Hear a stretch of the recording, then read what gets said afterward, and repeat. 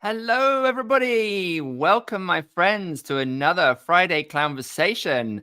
My name is Barnaby. I'm the founder of Clown Spirit, where we take the power of clown and we use it to bring lightness, joy, and connection to your life and the lives of everybody around you. If you're here for a Clownversation with DEBORAH Kaufmann, you're in the right place. I'll be talking to her in just a couple of moments.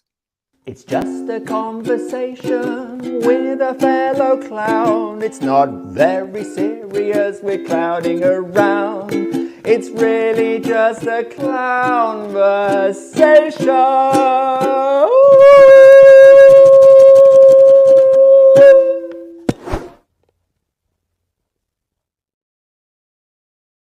Hey, welcome. If you're new to the Clown Spirit family, you're so welcome here. It's wonderful to have you. Please subscribe to our YouTube channel. Give us a like, share us with your friends, and most importantly, get busy in the chat, folks. There is chat there, live chat right next to the YouTube channel, the screen where you can say hello. You can let us know how you're doing today. Denise, hi, Denise.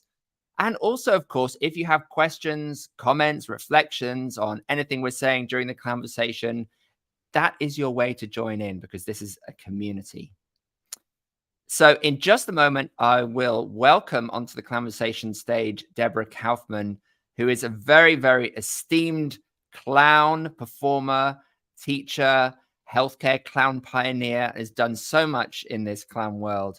But before that, I just want to give you a quick heads up about an exciting event happening on the 28th of October in just a couple of weeks.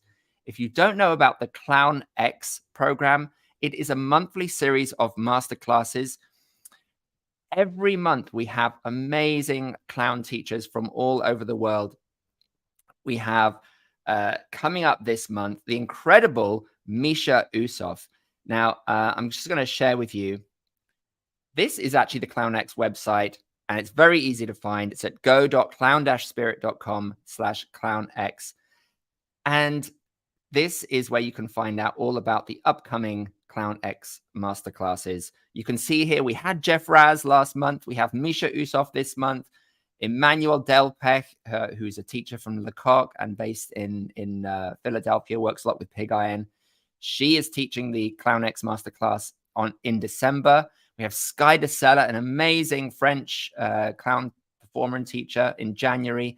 Angela De Castro in February. Holly Stoppett in March. And the list will go on. These are monthly masterclasses. And how it works is when you sign up as a member of Clown X, you can come to any of those Clown X masterclasses that you want, as long as you're a member. You also get access to all the recordings of the past ones. And we have had some amazing people over the past year. We've had Shannon Calcutt. We've had Jeff Johnson. We've had Avner the Eccentric. We've had Joe Diefenbacher, Michelle Matlock, Patrick Vanderboom, and probably lots more. Moshe Cohen, Jeff Raz, as you just saw. We have had so many. Ira Seidenstein, and there's probably some people I'm forgetting. Now, Misha Usov coming up this month is a really extraordinary clown performer, and I'm very excited to have him on. He has worked with really, really fantastic people. He originated a character with Robert Lepage in Cirque du Soleil, the fisherman character. He's been performing all over the world at top venues, sold out theaters, awards, TV, everything. He has written an amazing book, which you can see here, called The Invisible Clown. And his Clown X masterclass is going to be all about timing. Perfect your timing. In Misha's methodology, timing, character, and state are the three principal clown qualities. And in this masterclass, he's going to be exploring this element of timing. So go to this website. I'll put the URL for the website into the comments right now. And I'm going to have a look at who's joined us today so far. Eugene. Hi, Eugene. Hillary. Paul. Karen. Hi, Karen. So good to see you there. We're going to be talking to you in a few weeks, I hope. So I'm going to stop that share. Yes, come along to the Clown X Masterclass. Have a look on that website. Find out what it's all about. Now, let's move on to the main course. which is the amazing and wonderful Deborah Kaufmann. There's so much I could say about Deborah, and most of it she's going to tell you herself and much more eloquently. But the highlights: she helped to found Big Apple Circus's clown care unit in 1986, and she worked there until 2016. An amazing run of work, working in healthcare, helping to grow the clown care unit all over the country, the US, that is. In 2016, she founded Healthy Humor, and she has also worked very closely with Karen McCarty, who I think is watching. Hi, Karen. And Dina Paul-Parks. She originally trained with Richard Pochinko, which is a special interest of mine, as I also come from that kind of background of clowning. So, so much to talk about. And so I would like you to give a big, warm Clownversation welcome to Deborah Kaufmann. Woo! Hi, everybody out there. Really nice to see you, though I don't see you. Yeah, but you can hear. I don't know if you actually have the comments switched on your side there. So it's comments. That's what I click on. Yeah, you click on comments, you'll be able to see all the wonderful people who are tuning in, and you can respond to people's comments as well. Well, welcome. Thank you so much for being here. I'm really glad to be here. I've been watching a lot of the other Clownversations, not so many live, but recorded, because it's hard to get here on a Friday. Yeah, it's the middle of the day for you. Yeah. Well, Deborah, it's a great honor and pleasure to have you here. I was wondering if I could begin just by asking that classic question of how did you become a clown in the first place? How did you get into this wonderful world? Well, I mean, I'm going to start with a childhood of dance and then acting art and the arts. I was so blessed to attend a camp called Fidel School of Creative Arts on Long Island, run by a power couple. He was a musician composer. She was a dancer choreographer. And they created this camp, this haven for goofy artistic children, where instead of summer camp where you play all games and you do all of that stuff, we had art, we had dance, we had jewelry making, we had music, we had acting, we had oh gosh, you really had art. You really had art and music and theater from a very early age. We did have one period or 2 periods a week that were called rec, and nobody wanted to go.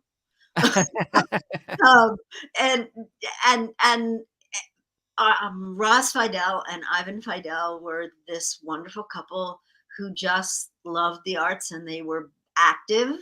And what I can say, I want to be really clear and really give credit to Roz as my dance mentor from when I was in 6th grade. So, 12 years old. She taught us to choreograph.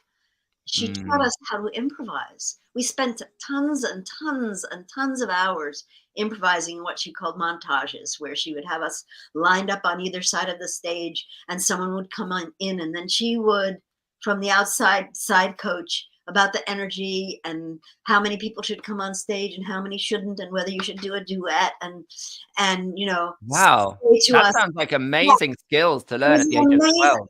Amazing training that we didn't even know we were having, and to this day, that's where I bring my improvisational chops from, not from taking comedy improv, but from that idea of listening really carefully and playing with someone and then looking for the right energy and where to go. It was an amazing training. So I'm so grateful for that miraculous childhood. And my mother drove the bus and worked in the preschool in order to make it possible for me to go. Wow.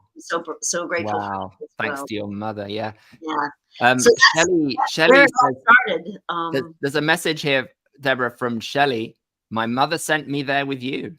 Shelley Hertz Kempner. Shelley Hertz, yes. And Denise Brooks, who's on as well, was one of my dearest friends there. And we danced together hours and hours and hours and hours and hours. So yeah, I am so blessed to have been able to go to this place.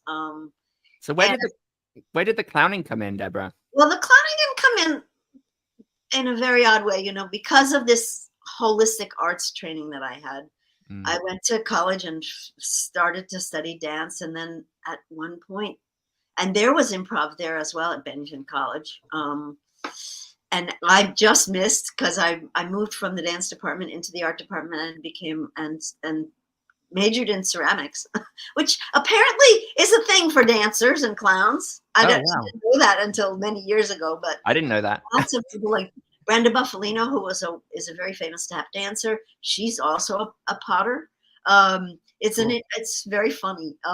But so I was working in the Adirondacks in a pottery, living a single life in the Adirondacks, which wasn't so easy. And along came to the pottery a troupe of performers who used to live in the building, and it was Benny Reel who had a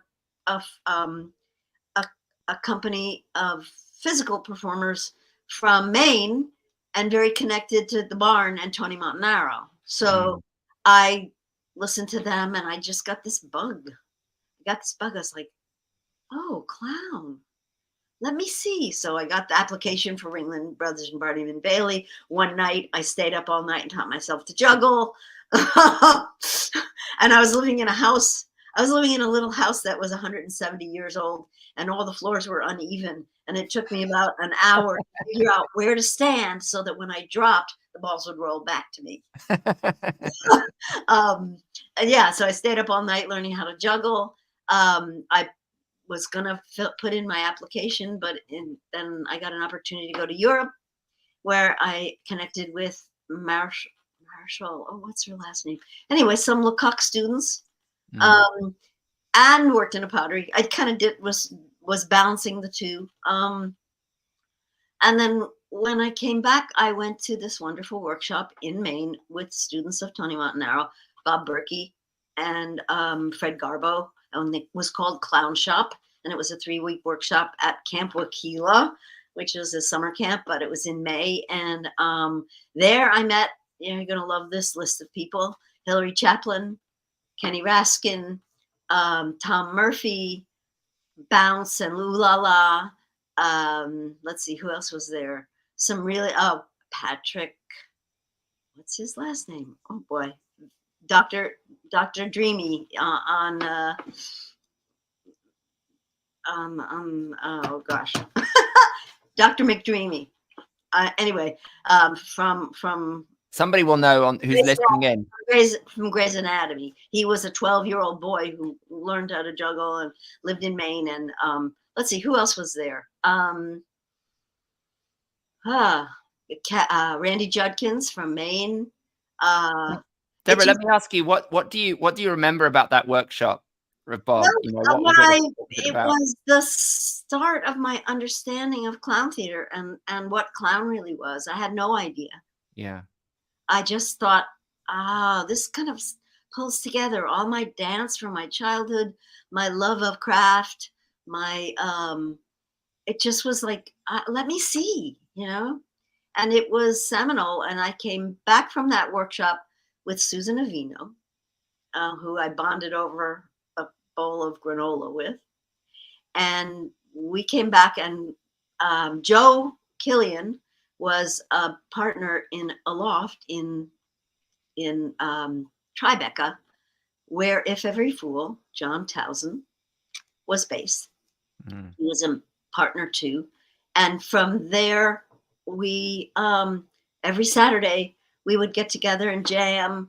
And then we produced 2 clown theater festivals in 1983 and 85. And I was, let me make a list. I was the workshop coordinator, the house manager, the typesetter, I had like 5 different jobs in those two festivals. And as the workshop coordinator, I got to take every workshop from every amazing teacher who came through, including Sigfrido Aguilar, a wonderful Monkey King, Peking opera teacher, Avner, I could make a list of 1,000,000 clown teachers. So that was really my clown, the basis of my clown education, Richard Pochinko.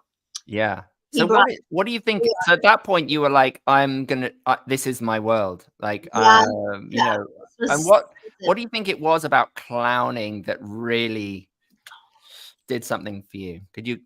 I think what happened is the combination of, all of my physicality, right? I'm a dancer. I'm a physicality. I express myself through my body. That was first. Second was the connection to the audience, and the importance of sharing yourself with the audience. The importance of being the conduit for catharsis, for connection, for people to laugh at their own faults. That was so attractive. And I think in the first clown shop, Bob really had us working hard at anything you did. There was that moment where you made the connection to the audience. Then going forward with Richard, the very base of come in, greet the audience, show them something, and leave them with a new understanding. Share something with them and leave them with a new understanding. And that was, I see this.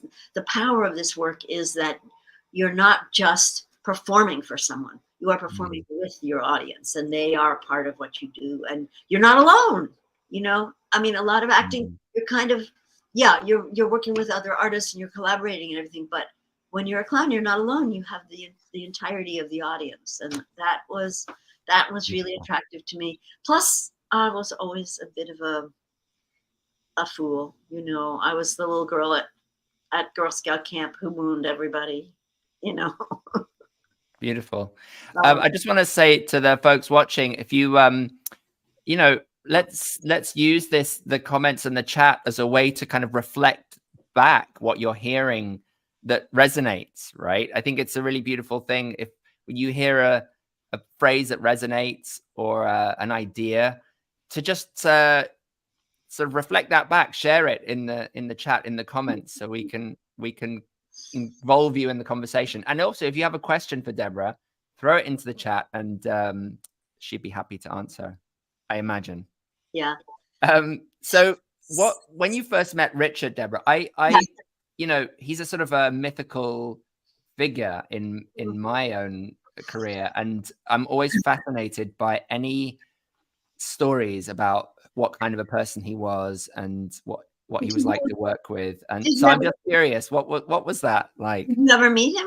Or no, because he was, I mean, I think he passed in like 1985. Yeah, I was 10. So he came to the first Clown Theater Festival with 2 shows, Neon and Cheryl Cashman.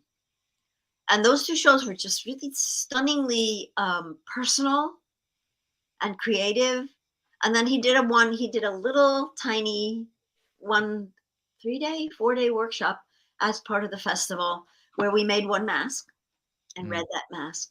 And Richard himself was just this, like, he was warm cowboy is what I want to say. You know, he seemed like a hard drinking kind of guy, but there was just this warmth that emanated from him.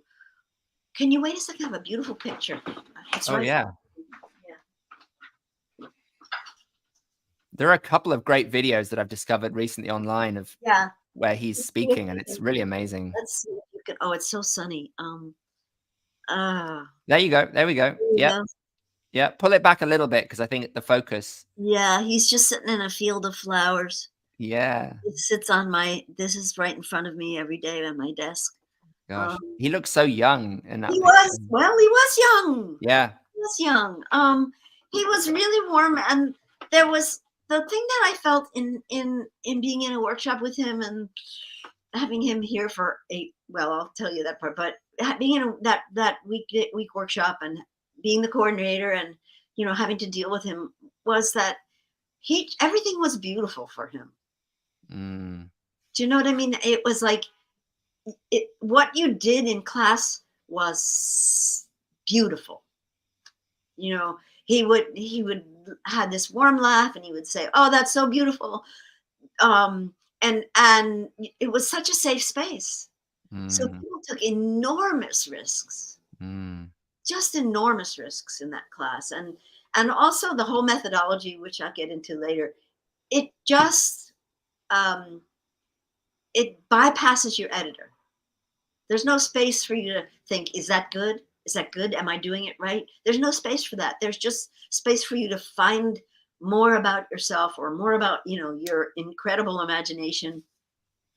And that's why I love that methodology.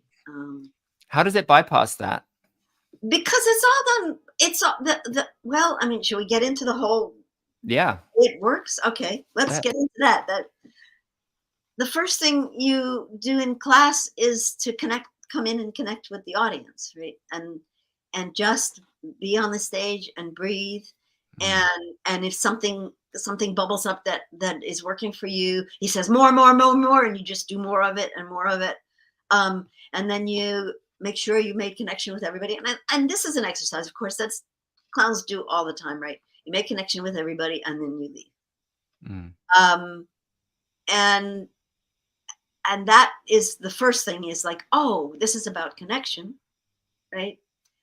And then you do an exercise where you read someone's face, but not by looking at it and judging it, but by putting your hands on it and having it make a song for you, right? And then you embody that song. And then you walk around until it's all filled up with it. And then as you walk with the person you read, and it was so amazing, because something would happen. Like, you would put a shoulder up, and then later you would talk to this person, and they have a problem with their shoulder. And so it's like, I didn't know that. I didn't know that. So it's like you've imbued their spirit somehow. Yeah, you just because you were there, and you were open, and you were listening.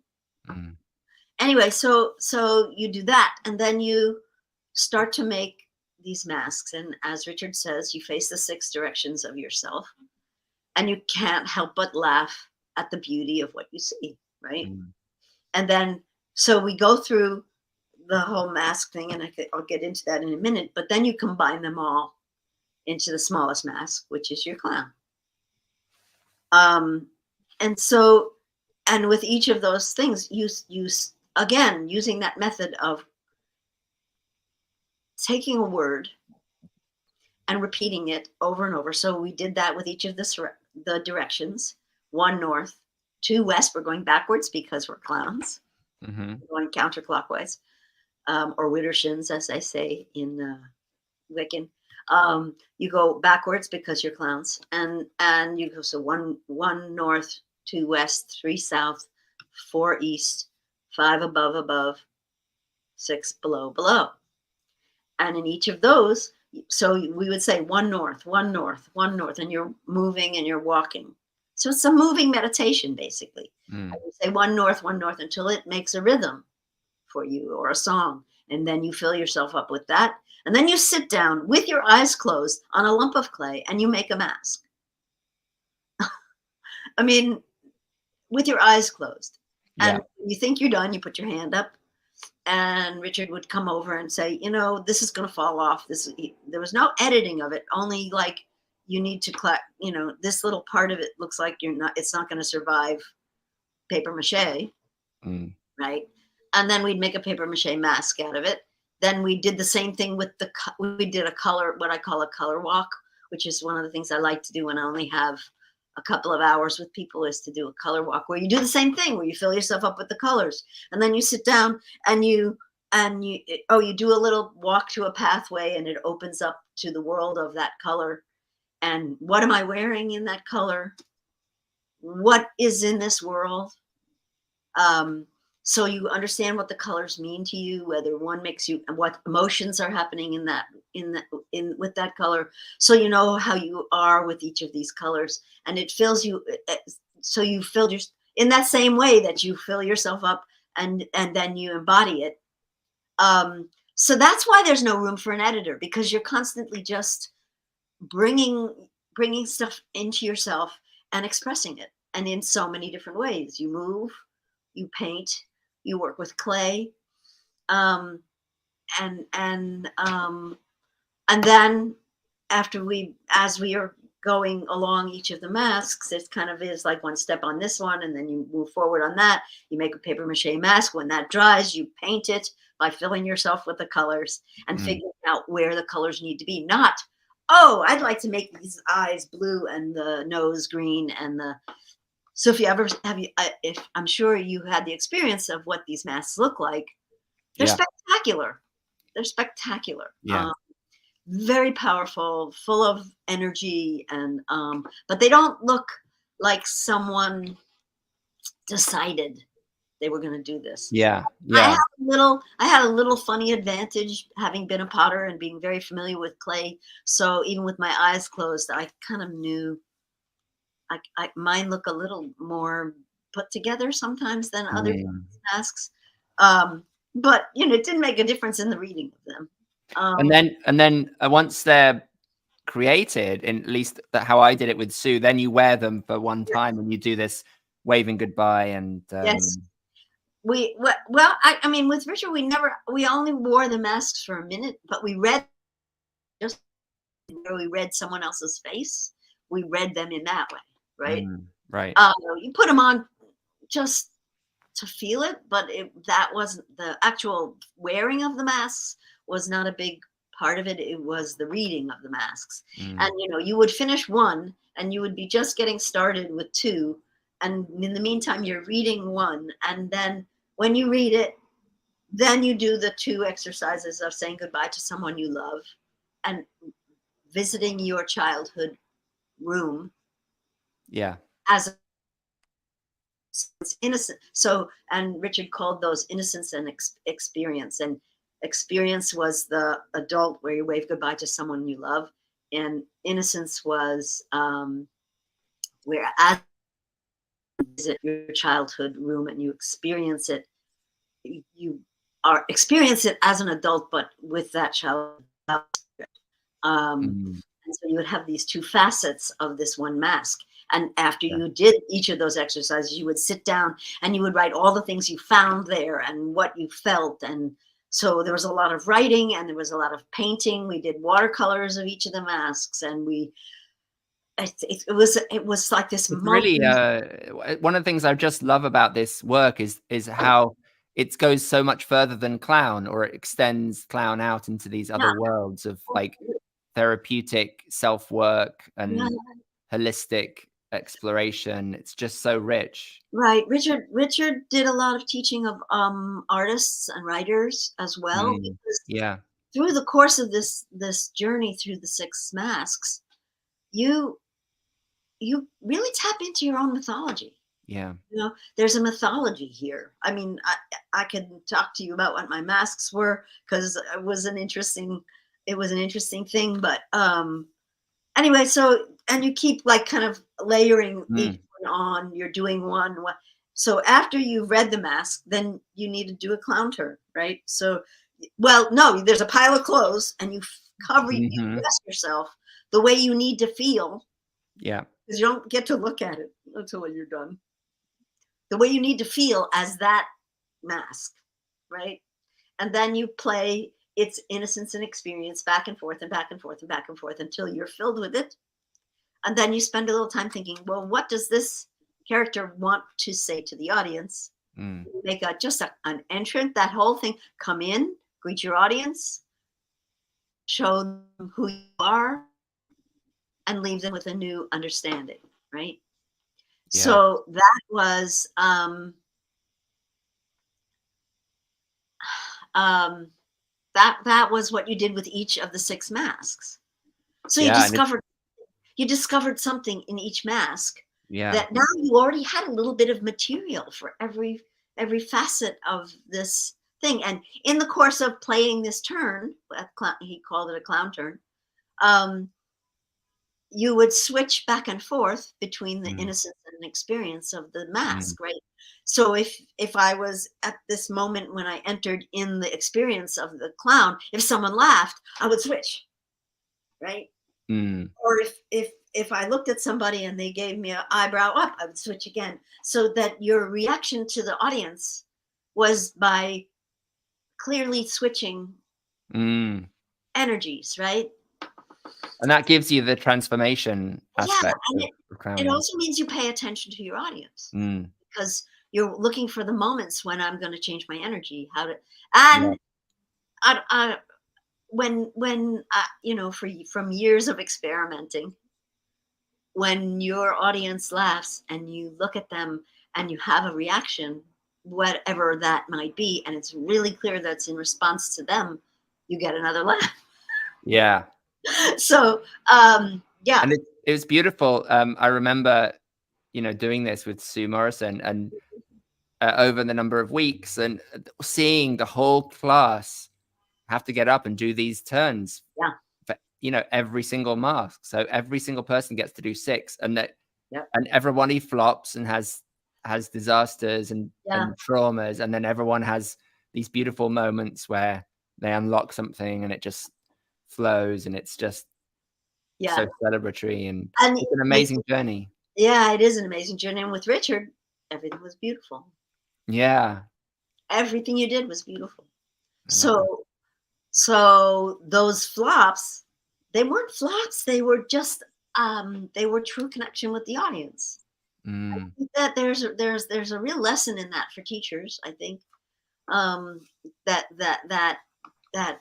welcoming energy that Richard provided. I've seldom had a teacher who was that warm, although Tony Montanaro was definitely in that kind of spirit. I just checking in with the comments here. Eugene says, "How was Kenny Raskin like, or how was his idea of clown?" I only saw his number, an old friend. Oh, the old friend, very interesting. In that workshop, in that very first workshop, we did these little pods where we would get together, 5 of us, and somebody would present a half-baked idea, and that's where that was born, was in a little pod. Wow. And he was in that pod, and I was in that pod, and Hillary was in that pod. So we got to be in on the creation of that. Kenny is just a wonderful energy. He's loving and warm. Another very warm energy. His other clown had a little bit of an attitude that would come out sometimes that would challenge the audience. I loved it. He's always been a very warm friend, and we stayed in touch. We stayed in touch all along, and right now he's giving me free ukulele lessons just so we can see each other every other week. So, oh, very cool. And playing is getting better, so it's. We're gonna definitely have him on Clownversations very soon, so he can also, you can find out more, Eugene, about his idea of clown. Yeah. And John, hi John Luongo is on, who is going to be the new what's the title? Is executive director, artistic director of Healthy Humor. Artistic director of Healthy Humor. Yeah. So congratulations, John, on that appointment. That's so amazing. Wonderful to hear. John says, filled with so much vibrant work until there's no more room for the editor. Love that. Yeah. Should I go back to the methodology, or I think I might have? I don't know. I wonder if we should move on and use this as a good segue to talk about your healthcare clown work, because I don't want, we need to spend a good amount of time on that. Yeah. So how did you get into that? Well, I got into it because at the Loft, If You Fool, with John Townsend, and we did those 2 festivals. There were a lot of people came out for those festivals. One of whom was Lane Barton, who is a wonderful mime and clown, and she was one of the first 4 performers for the Big Apple Circus Clown Care. And let me go back to the beginning of Clown Care, though I'm not going to tell too much of it, because I'm hoping you're going to have Michael Christensen and Karen McCarty on, and they both have are are part of this Yeah. wonderful thing that happened. Yeah. Michael Christensen was one of the co-founders of the Big Apple Circus. And in the course of being part of the Big Apple Circus, his brother passed away. And he offered himself up to the universe for service. And he got a phone call from a woman named Ginny Kime at Columbia Presbyterian, which was called Babies and Children's Hospital at the time. This was 1986, saying they were having a big event called Heart Day, where they brought back all of the children who had had a heart surgery at Columbia Presbyterian and have a big celebration. Oh, she started her conversation by saying, "I've been in love with you for years." So she had him in the palm of her hand. And she invited Michael and the Big Apple Circus clowns to come as part of the big event. And so they were allowed to come to tour the hospital, and they gathered information. And then at the event, Michael got a big introduction as Dr. Stubbs, like a serious introduction. And then when he came out as Mr. Stubbs with a doctor bag, and the doctor bag had been a gift from his brother, which was kind of how this coalesced. He was a very serious doctor. He got this serious introduction, and out comes Dr. Stubbs, who then proceeded to use a stethoscope to blow bubbles, and introduced his colleagues.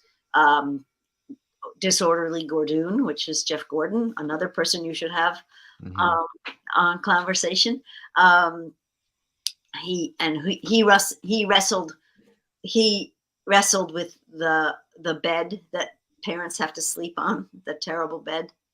And then he introduced Grandma, who was the chief nutritionist, and she demonstrated popcorn eating techniques and told about the 4 food groups, popcorn, pizza. I've forgotten what the other 2 are, but and so that was where they had the first connection with the hospital. And they got a grant to do a pilot program to have the clowns visit the children in the hospital. And this was at the time when the circus was on hiatus. Karen says beer. Beer, thank you.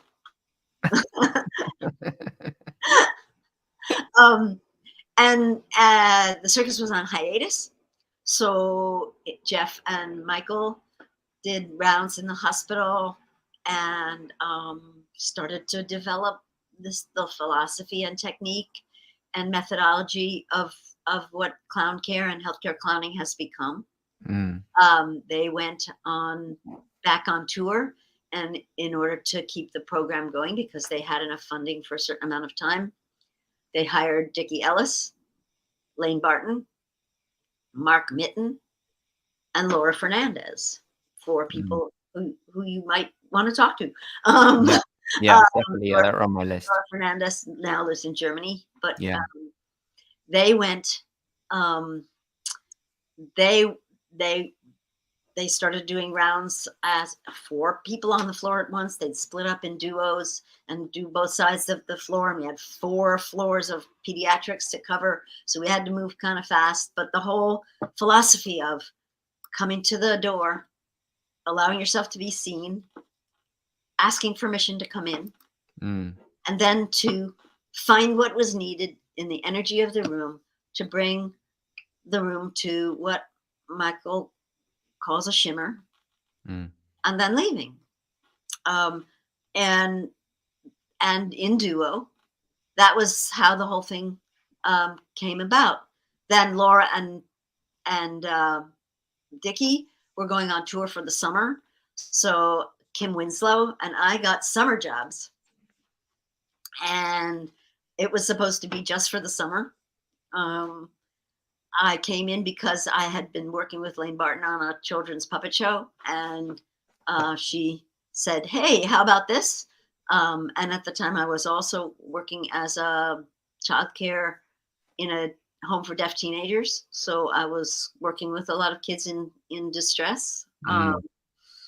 having trained as a sign language interpreter as a side gig. And so I came on, and the rest is history. When the summer ended, we had a second hospital. So I went to the second hospital. Then another hospital came up. I went to the third hospital. Another hospital came up. I went to the fourth hospital. I was always kind of sent forward into the new place to help warm the space and become and learn the space and introduce our programming to everybody. And so that became my expertise. And that's how I got to be more of a move up into the administration and of clown care over the years. I got to be an expert of going in and going, let's see, we have this, and this. We need 2 days a week. We'll go here in the morning. We'll go here in the afternoon. We'll go here, we'll pass by here as part of our rounds. That became my expertise. And then I got involved in training the new clowns. Right. And you set up units all over the States. All over the US, yeah.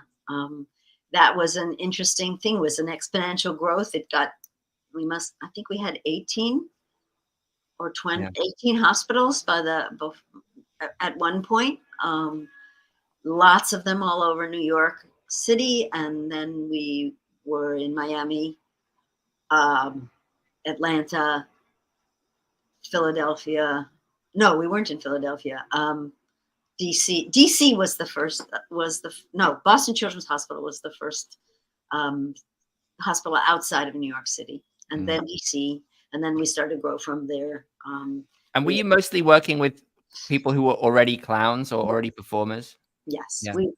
We developed a way of figuring out who was going to be good at this. And first there was a studio audition where we got to see all the people and meet all the people. We did some play, some games, showed them a video that was bound to make them cry. And then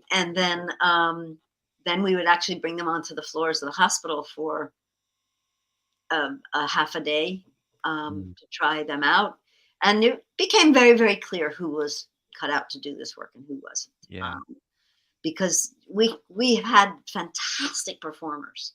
Yeah. But they couldn't submerge their own ego to allow the child to win, to change what they were doing, to not be married to their routine or what they thought they were going to do, in order to adjust it to match the energy or the needs of their audience. And that's what's a very special performer who can do this work. It's not for everybody. So you discover that in that training process, or in that, yeah. And that's, Karen and I joke all the time about, well, 3/4 of our job is we know how to pick them, Yeah. It's really a very, very important part of being successful at this. Could you describe what you mean, or what Michael means by this shimmer? So you come into a room, and this is also something I learned from Avner. You come into a room and your energy has to be below the energy of your audience, right? You have to come in under them, because what you want people to do, you don't want people to go like this when you come in. You want them to go, what's this? Huh? Yeah. You want them to lean into you. And so by presenting ourselves and allowing ourselves to see and be seen, and to take a moment of a listening breath, which we kind of learned from Carol Fox Prescott, an amazing acting teacher, who her whole methodology is about breath and listening. You stand in the doorway and you take a breath, which allows a moment for you to be seen and for you to see. And you take in the room. What am I seeing? What's the energy? What am I, is there a parent here? Is there a grandparent? Are there toys all over? Is the room completely empty? Is the child hooked up to a million machines? Do they have an energy? Do they greet you with excitement? Do they greet you with, do you get nothing? All of that stuff you need to take in that moment where you take that breath. And then you make an offer. May we come in? Or have you seen you know, we've been looking for, there's a runaway camel here somewhere. Have you seen the camel? Something, you know, just an offer. And how that offer is accepted or rejected is what informs what you do next.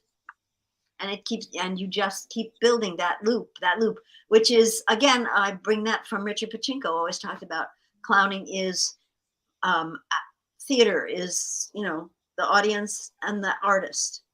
And a lot of regular theater, stage theater, this is where they meet. But clown happens in the intersection of the two circles. And so that feedback loop is the intersection of the two circles of your audience and the performer. And healthcare clowning is the epitome of that, right? You just have to listen really carefully and give people what they want. We have a comment from Kenneth Gorfinkel. So proud to have worked alongside many clown docs since 1986 at MSKCC and Babies Hospital. Maybe Deborah could describe our research project in the OR. Okay, I'll get to that.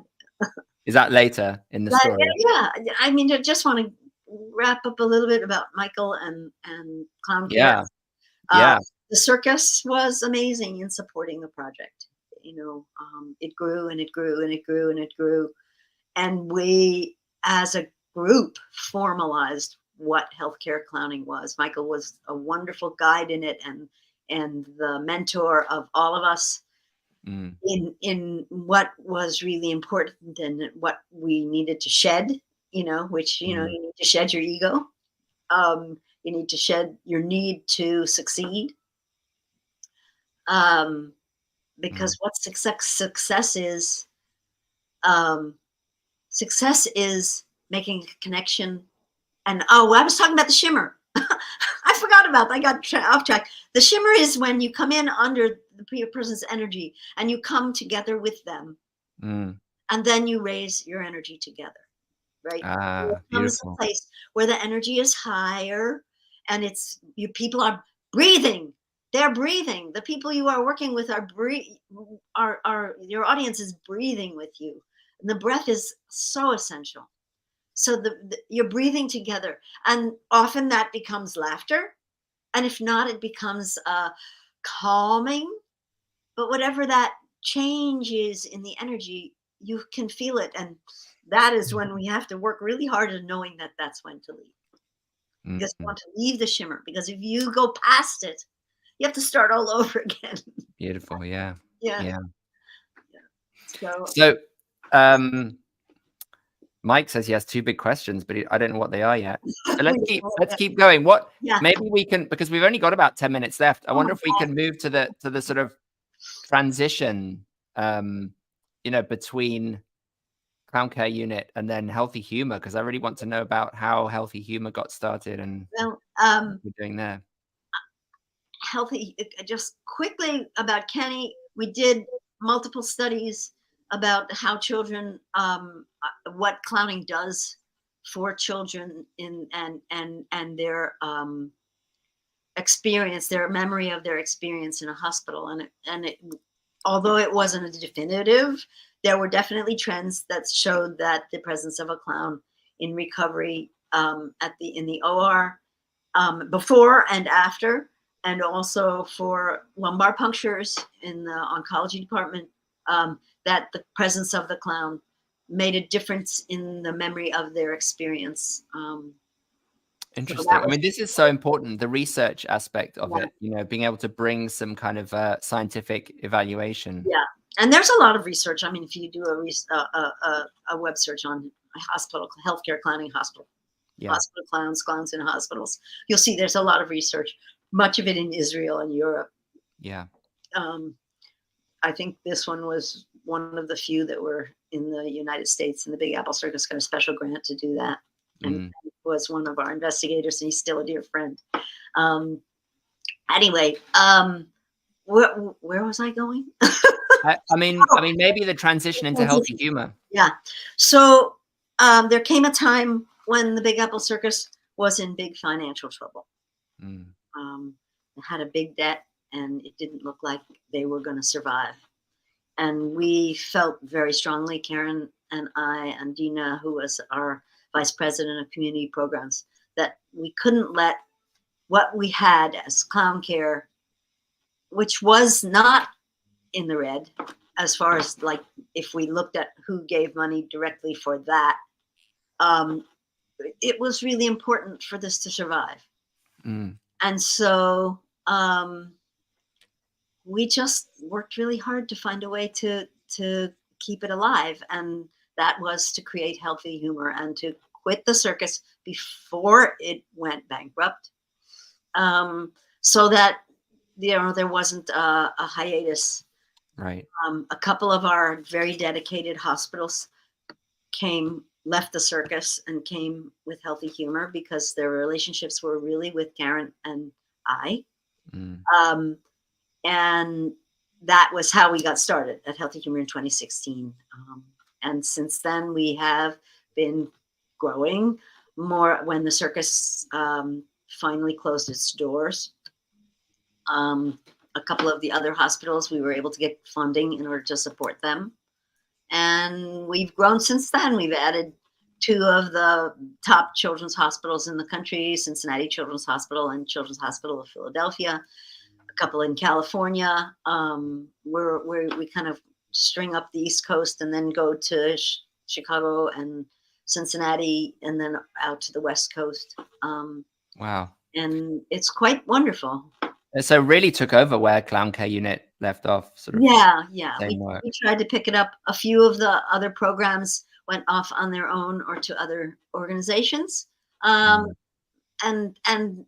what used to be just a one shop in the United States, only Clown Care, now there's quite a few organizations, and you've talked to some of the people who run some of those. And now there's NAFCO, which is a national consortium of healthcare clowning organizations that we're in the process of joining. And so Dina, who is our CEO, and Karen, who was the artistic director, and I came on as the director of training and education because we couldn't think of anything else to name me. And that's what I've been in charge of. I basically have been in charge of training all of the new clowns, organizing all of the training, doing what we call Chauffe-le-Space at all of the new hospitals. Chauffe-le-Space meaning warm the space, to introduce us to new hospitals, which of course I've been doing all along with Clown Care. And then, and so Healthy Humor has grown. We're doing pretty well. We have 14, 15 hospitals. Wonderful. The pandemic had some effect on what's going on. Yeah, working really absolutely. Hard. We're working really hard to recover and to thrive. Dina is a really strong CEO, and she's a good fundraiser, and she's tapped all of her resources at Harvard to bring support in. And Karen has tapped all of her resources to bring in other supporters, and we're doing all right. We're doing okay. That's great. That's great news. Over 60 Congratulations. And we have over 60 performers who work for us at the 15 hospitals across the country. Mike has a great couple of questions. There's somebody and me interested in having a conversation with hospitals about starting a professional hospital clown program. What are some of the first steps I could take? I think this is a good question for many people. Well, it's hard because a lot of hospitals have dim views of clowns. They know only what they see, the killer clowns, the big ringling clowns, which, that's a very valuable kind of clown, but it's meant for an arena, that big face with a lot of makeup. It's meant for an arena, not for close up. And so when people see clown, have that image in their head, they're going like, I don't want that in my face. And for very good reasons, But I would have thought these days, most people in the hospital environment are familiar with the idea of hospital clowning. But when you're approaching a hospital and you say, I'm a clown and I want to work in the hospital, the image that comes into those people's head is that clown, because that's what Americans know. If you're talking about the U.S., Europe, they have a different respect for clowns. So how do you get over that? Yeah, how do you get over? Well, you have to talk to them. You know, Yeah. I mean, the first thing is to see if you can speak with somebody who does patient services, whether that's the director of child life or the director of patient services. You talk to someone there, or you find a nurse or someone you know who works there who can make an introduction for you. And then you start talking about the great tradition of healthcare clowning, Yeah. how it's been around for over 35 years now. In Canada, in the US, in Europe, and people can look up a lot of what's happening, and they can look up the research. There is a question about the research. There are a few studies. I'd have to go and look it up. There are a few studies that are kind of neat because what they are is literature reviews. So they look at multiple studies and they compile the information from those. Yeah. So if you're looking for a way to get into the research, look for one that is a literature review, because it will send you off to multiple other research projects. Well, if you at some point come across one of those and you want to share it with folks, then I can easily put it up on the Facebook group. Okay, well, I'll just make a note. Research literature. Mike says that he's in his 10th year as a volunteer clown doctor. So he's got, it sounds like you have to find an ally in the hospital, right? You have to find somebody who's into it, who's your supporter, who will be your advocate. And then the other question is, who pays you? Because who does pay you? Who pays you? Healthy Humor pays all of the performers.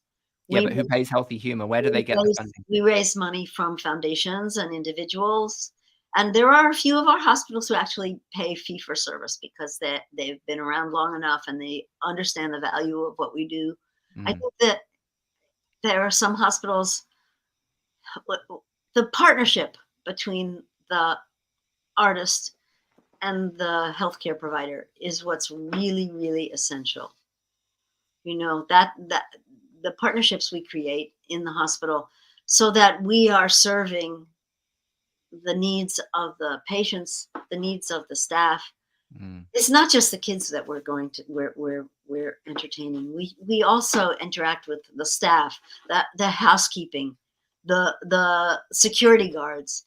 We become like a real part of the fabric of the hospital, and it raises the spirit of the And when you say interacting, are you talking about the clowns interacting or you as admin staff? No, the clowns interact with everyone in the hospital. One of our artists has been our supervisor. We have supervisors who are, the liaison between Healthy Humor and the facility that they're working in, who works at Harlem Hospital. And pretty much everybody she meets, she has a little thing that she does with them every time she sees them. She knows them all so well, and she's such a fixture at Harlem Hospital. Julie Pasquale, Dr. I'm confused. And she's very recognizable. She's always wearing all orange.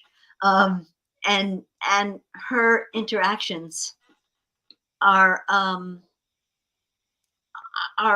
people look forward to it. They see her down the hall and they're like, oh, here she comes.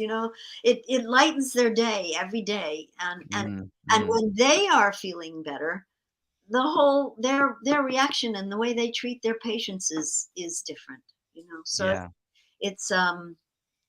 it becomes essential. There are hospitals who recognize that and they pay free for service. Not very many, because the climate has changed enormously. It used to be much more, but hospitals don't have that kind of funds anymore.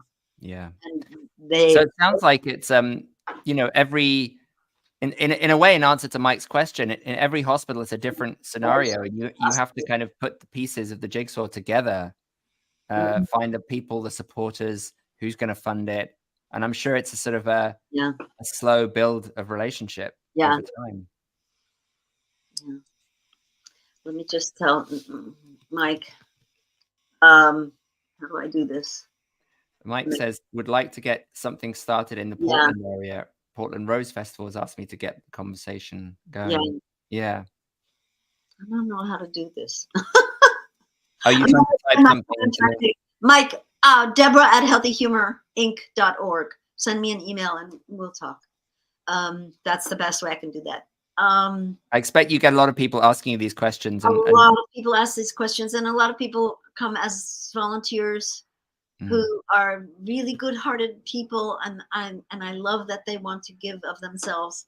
But the first thing when somebody says, "How do I be a hospital clown?" I first say, "First, be a great clown," because you have to be a really good clown to do this. You have to be solid in yourself as an artist who has a base to be able to offer and to listen. And there's a real difference between someone who's really good-hearted and comes in with a pocket full of jokes that they've bought off the, that they've bought, and wants so badly to be of service.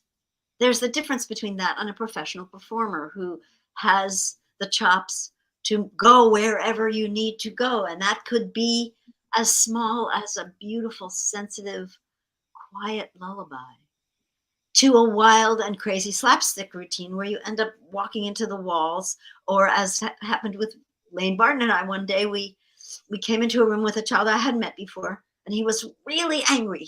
This was at cancer hospital. He was really angry. They'd been poking and prodding him all day, and he couldn't go home, and he was so mad. And I entered the room. I had met him before. I said, "Can I come in?" He says, "Yes." And Lane, Dr. EBDBD, came to the door, and she started walking, and I turned to her and I went, "You didn't ask permission." And the kid went, "Yeah, you didn't ask permission." And he started getting mad at her, right? Wow. And she picked it up, right? Oh, he needs to get mad. So I would say something, and she'd try and sneak in behind me, and he busted her, and he sent her out over and over and over again. And it was like she kept doing it, and I was like, "What are we gonna do with her?" And he said, "Let's tape her to the wall." So we got tape, and we taped it to the wall, and she struggled and struggled and struggled and struggled, and then finally, should I ask her to apologize? Yeah, make her apologize. And she apologized, and we could let her go. And this kid got the catharsis of being totally in charge. Yeah. Allowed to be mad as hell, and to be in charge and punish somebody in the safest and most playful way. And it was a wonderful catharsis for him. What a beautiful story, Deborah. Yeah, Thank you. Is there anything you'd like to finish on? Any final message you'd like to give people, or anything you'd like to tell people about? If this is your passion, follow it. Find expert teachers. Learn the craft. There's so much to it. You're never done. You meet people like Hillary Chaplin, who's been at this for I don't even know how long. Hi, Hillary, and she's still taking workshops. I'm still taking workshops. It's a vast continuum from really classic mime all the way to dramatic Shakespeare. We had one artist in Chicago who was a Shakespearean, and he used to do soliloquies as part of what he did because it was his expertise. Yeah. And he found the way to make that work when it was called for and when it was the right moment. He could launch into this wonderful soliloquy, and people just loved it. And that's, bring your expertise. What do you love to do? I love to dance, so I find every moment I can to dance. And now, presumably, you're bringing ukulele stuff. Oh, I've only brought it once. Unfortunately, I'm the victim of my own understanding of how good people can play the ukulele. We have a few artists in Healthy Humor who they burn the thing, and I listen to myself and I go, no. But I'm trying. I'm trying to learn 4 songs really well, and then there you go. There's hope. All right, Deborah, thank you so much for being here today and sharing your wisdom and experience with us. It's been so much super more fun. Yes, you'll hear it from all the people I named who you should also interview. Yes, we're going to have Karen, we're going to have Kenny and Michael and all those people. Great. Yeah. Thank you so much. Thank you so much. That's wonderful. Yeah. Bye for now. All right. Well, thank you, everybody, for tuning in to another Clownversation. Wasn't that a great one with DEBORAH Kaufmmann? So grateful to her for being on. Don't forget about this wonderful ClownX Masterclass coming up on October 28th with Misha Usov. The link for that is in the comments. If you scroll back up to the top of the comments, you'll see it. It's been wonderful connecting with you again on this Friday Clownversation. Next week, I will, hopefully, if his computer works, be talking to Ron Lin, whose Clownversation we couldn't do a few weeks ago because he has a very old computer. And Clownversations is the reason he finally decided to get a new computer. So we do make a difference. All right. Goodbye, everybody. See you next time.